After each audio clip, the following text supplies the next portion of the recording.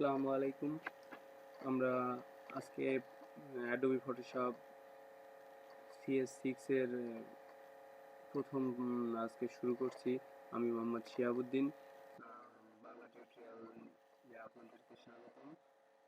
বাংলা টিউটোরিয়ালে আপনাদের আজকে আমি দেখাবো অ্যাডোবি ফটোশপ CS এর উইন্ডো কিভাবে কাজ করতে হয় বা কিভাবে কি টুলস কোথায় কিভাবে একটা সিস্টেমকে আপনি আপনি সেট আপ করবেন সে সম্পর্কে আপনার ডিফল্ট বিষয়টা আপনাকে আজকে আমি দেখাবো। আমরা প্রথমত দেখতে পাচ্ছি উইন্ডোজের এই ফটোশপ CS6 মানে PS অনেকে বলে, এর মনোগ্রামটা হচ্ছে PS এর পাশে দেখা যাচ্ছে যে আপনার মেনু বার, বিভিন্ন মেনুগুলো রয়েছে।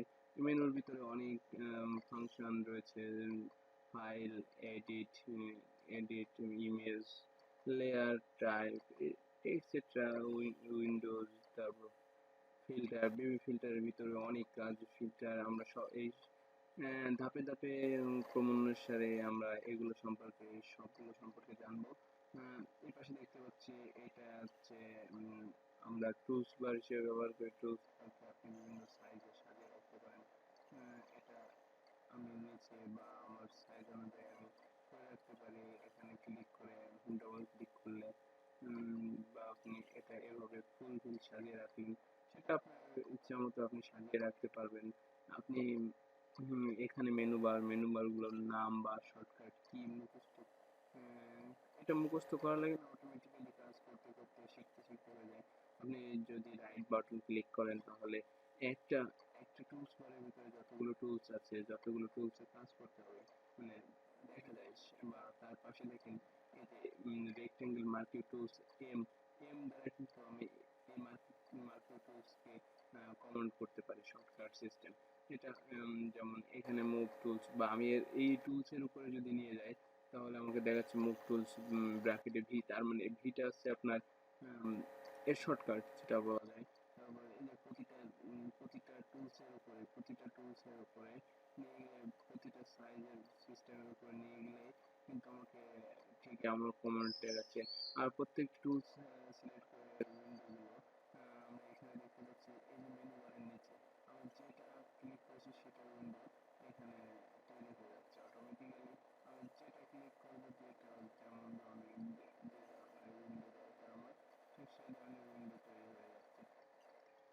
এখানে আমরা উইন্ডোজ সম্পর্কে দেখলাম। এপাশে আমরা ডান সাইডে দেখতে পাচ্ছি যে আপনার কালার রয়েছে কিছু, এটা আপনি আপনার মতো করে সাজিয়ে রাখতে পারেন, বা আপনি একটা করে এই যে লেয়ার, এটা আপনি আপনার মতো করে আপনার যেটা যেটা প্রয়োজন আপনি এখানে সেটা সেটা রাখতে পারেন। আমার প্রয়োজন হয় সেহেতু সেগুলো আমি অ্যাডজাস্ট করে এভাবে টেনে টেনে ধরে, এগুলো পাবেন কই বা আনবেন কোথা থেকে সেটা হচ্ছে দেখাচ্ছি। এটা আমরা আপনার উইন্ডোজ থেকে, যেমন এখানে বিভিন্ন ধরনের আছে, এইগুলো আমরা এই যে কালার দেখেন, এখান থেকে কালারটা চলে গেছে। আমি যদি আবার উইন্ডোজ থেকে যে কালার সিলেক্ট করি, কালার চলে এসেছে। এইভাবে আমি বিভিন্ন ধরনের আমার প্রতিটা আমার যেটা যখন হিস্টোরি, এটা এখানে আমি যে কাজগুলো করবো তার একটা হিস্টোরি রেকর্ড থাকবে, তো এখান থেকে আমি সেটা ডিলিট করতে পারবো। আমি যদি মনে করি যে এটা আমি এখন এখান থেকে সরিয়ে দেবো, এখানে চলে গেল। বা আমি যদি এখানে এটা হিস্টোরির সংকেত বা আইকন বলতে পারেন, আমি এখান থেকে হিস্টোরিটা ডিলিট করে দেবো। সেহেতু এখন এখানে এখানে ক্লিক করলে দেখা যাচ্ছে আপনি ক্লোজ দিলে ক্লোজ হয়ে যাচ্ছে। প্রতিটা সিস্টেমেরই এমনটা আছে। আপনি কাজ করবেন যখন তখন সেটা আরো ভালো দেখতে পাবেন। এখানে প্রতিটা উইন্ডোজ আমরা একটা পেজ বা এখানকার যে ডিফল্ট আপনার স্ক্রিনটা দেখতে পাচ্ছি, ফাঁকা স্ক্রিনটা, এখানে আমরা একটা পেজ ক্রিয়েট করব। পেজটা আমরা ফাইল থেকে নিউতে যে আমরা ক্রিয়েট করব, এখানে আমাদের পেজ সাইজ করা আছে। এখানে আমাদের নাম লিখতে পারি, বা আপনার পছন্দের যে পেজ, প্রজেক্ট পেজ, এখানে কাস্টম থাকবে। এখানে আমার পেজ সাইজ বা এখানে রেজুলেশন আমি বাড়াইতে পারি, কমাইতে পারি। এখানে আমার colour mode colour mode RGB colour থাকে এখানে। আমি হোয়াইট ইউজ করি, সাধারণত হোয়াইট ইউজ করা যায়। ব্যাকগ্রাউন্ড কালার দিলে ব্যাকগ্রাউন্ডে বিভিন্ন কালার সিলেক্ট করতে হবে। তারপরে এখানে আমি হোয়াইট ইউজ করে ওকে করে দেখি একটা পেজ আসছে। এখন এই পেজটা আমরা পেজটাকে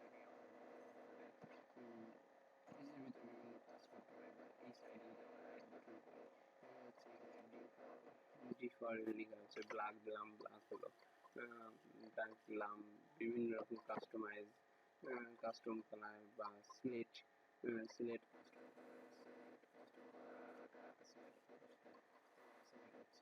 এখানে বিভিন্ন রকম করা যায়। এখানে আমরা সাধারণত ডেকোরেট করে এটা পেজের ক্ষেত্রে। আরো আপনি যদি উইন্ডোজ জেনারেল সিস্টেম মানে প্রপার্টিসে ফাইল থেকে আপনি এডিট থেকে ফাইল মেনুর এডিট থেকে আপনি প্রপার্টিস থেকে জেনারেল বা কন্ট্রোল প্লাস কে প্রেস করে আপনি একটা দেখতে পাচ্ছেন প্রপার্টিস নামে একটা উইন্ডো আপনার সামনে খুলবে। এখান থেকে আপনি আপনার বিভিন্ন রকম সেটিং এখানে আপনি যেমন পেজ সেটিং করে রাখবেন। যে এখানে যদি আমি স্ক্রিন রেজুলেশন বাড়িয়ে দিই, সেহেতু এখানে সেভাবে থাকবে, বা পিক্সেলে করলে পিক্সেলে, ইঞ্চিতে করলে। আমি আবার পূর্বের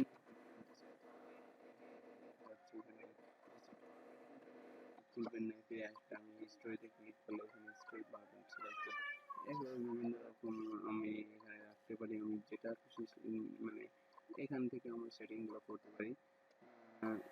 এখান থেকে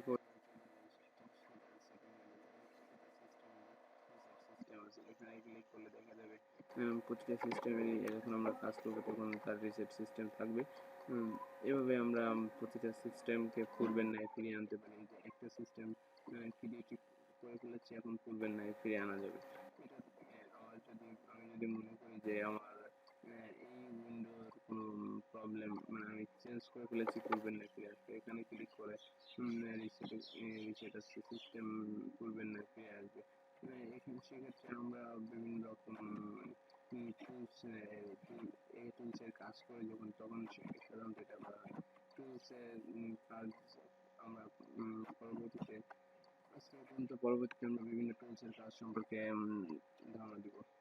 ধন্যবাদ সবাইকে। আমাদের টিউটোরিয়াল দেখবেন এবং আমাদের পেজে সাবস্ক্রাইব করবেন।